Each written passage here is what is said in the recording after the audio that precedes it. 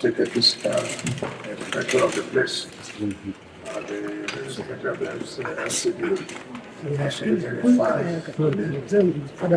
I just told you to take it back and then go to corrections. But they are sure that in principle I approved it. Tomorrow morning it will be bring back the fund so that I can approve for the release of the funds to the contractor so they can do the additional works needed.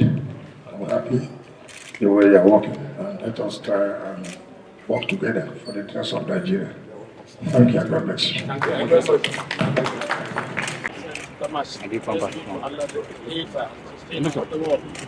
Oh Allah, we thank you for our minister who is here, especially to visit the National Mosque and see for himself.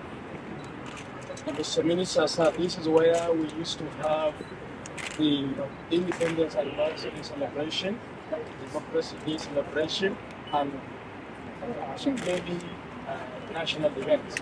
So we pray for Allah subhanahu wa ta'ala as you come here to visit us, and He guide you throughout your tenure in office, 4 years, 8 years, whatever God decides. May God see you through. سبحان ربك رب العزة عما يصفون وسلام على المرسلين والحمد لله رب العالمين.